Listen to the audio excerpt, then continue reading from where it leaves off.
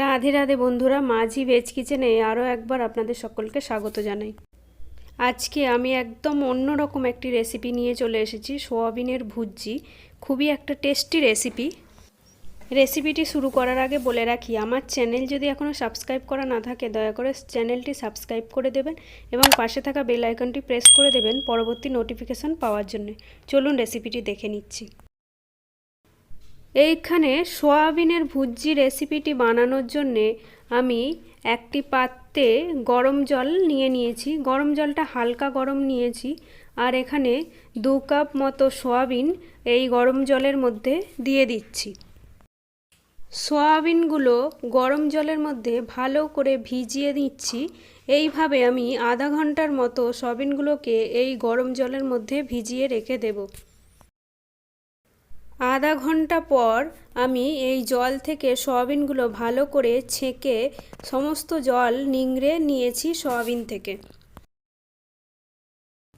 সয়াবিনগুলো জল ঝেড়ে নেওয়ার পর এইবারে আমি হাত দিয়ে সয়াবিনগুলোকে একটু একটু ভেঙে নিচ্ছি। সয়াবিনগুলোকে আমি এইভাবে সমস্ত সয়াবিন হাত দিয়ে ভেঙে ভেঙে নিয়ে এরপরে আমি আধা ঘন্টার জন্য সয়াবিনগুলোকে ঠান্ডা করতে দেব। তারপরে এটিকে গ্রাইন্ডারে গ্রাইন্ড করে নেব। আর যদি গরম অবস্থাতে গ্রাইন্ড করা হয় তাহলে একদম পেস্ট হয়ে যাবে। তাই আমি এখন আধা ঘন্টার জন্য এটিকে ঠান্ডা করতে দিচ্ছি। এইখানে আমি 3টে মাঝারি সাইজের টমেটো ভালোভাবে কেটে নিয়েছি। এইবারে আমি কড়াই গরম হয়ে যেতে ওর মধ্যে 3 টেবিল স্পুন সরষের তেল দিয়ে দিয়েছি। ভুজি বানানোর জন্য এখানে আমি কেটে নিয়েছি সবজি 500 গ্রাম। এইবারে আমি কেটে রাখা সবজিগুলো ওই তেলের মধ্যে দিয়ে দিলাম। এইখানে আমি সবজির মধ্যে নিয়েছি ক্যাপসিকাম, গাজর, ফুলকপি, বাঁধাকপি আর 1 টেবিল স্পুন আদা এর সাথেই কেটে আমি দিয়ে দিয়েছি। এইবারে আমি এটিকে 5-7 মিনিটের জন্য ঢাকা দিয়ে দিচ্ছি। 5-7 মিনিট ঢাকা দেওয়ার পর এইবারে আমি ঢাকনাটা খুলে নিচ্ছি। নিয়ে খুব ভালো করে একটু নাড়াচাড়া করে নিচ্ছি সমস্ত সবজিটা। এরপরে আমি এর মধ্যে কেটে রাখা টমেটোগুলো দিয়ে দিচ্ছি। দিয়ে আর একটু নাড়াচাড়া করে নিচ্ছি যাতে একসাথে টমেটো সবজির সাথে মিশে যায়। এর মধ্যেই এখন আমি দিয়ে দিচ্ছি লবণ 2 টেবিল স্পুন। লবণ দিয়ে দেওয়ার পর এইবারে আমি সবজিগুলো লবণের সাথে ভালো করে নাড়াচাড়া করে নিচ্ছি যাতে লবণটা সবজির মধ্যে ঢুকে যায়। এইবারে আমি 3 মিনিটের জন্য আবার একবার ঢাকা দিয়ে রাখছি যাতে সমস্ত সবজি ভালোভাবে সেদ্ধ হয়ে যায়। এই দেখুন কত সুন্দর আমাদের সবজি সেদ্ধ হয়ে গেছে। এতেই দিয়ে দিচ্ছি 1 টিস্পুন হলুদ গুঁড়ো। হলুদ গুঁড়োটা দেওয়ার পর এরপরেই আমি দিয়ে দিচ্ছি 1 টিস্পুন লঙ্কা গুঁড়ো। লঙ্কা গুঁড়ো দিয়ে এইবারে আমি দিয়ে দিচ্ছি জিরে গুঁড়ো 1 টিস্পুন এবং ধনে গুঁড়ো 1 টিস্পুন। সমস্ত মশলা দিয়ে আর একবার খুব ভালো করে নাড়াচাড়া করে নিচ্ছি।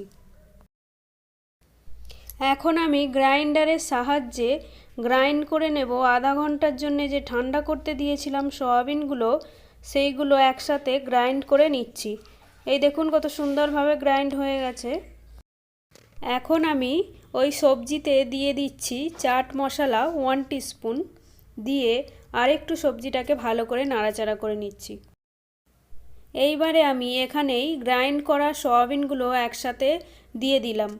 দিয়ে সবগুলো খুব ভালো করে মিশিয়ে নিচ্ছি সবজির সাথে।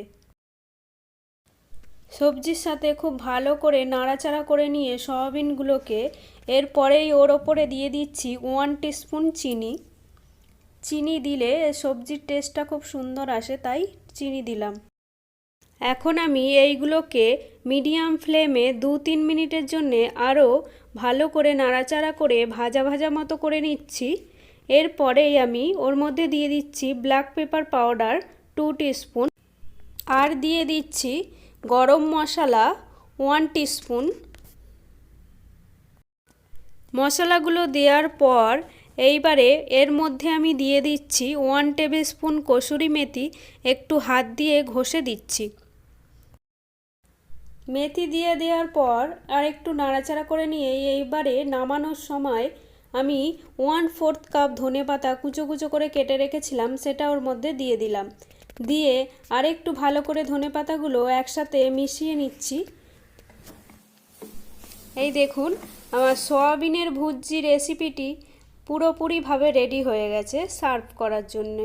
রেসিপিটি একবার বাড়িতে বানিয়ে দেখবেন, আশা করি ভালো লাগবে। ভিডিওটি ভালো লাগলে লাইক শেয়ার করে দেবেন আর কমেন্ট করে জানাবেন কেমন লাগলো। সবাই ভালো থাকবেন, সুস্থ থাকবেন। রাধে রাধে।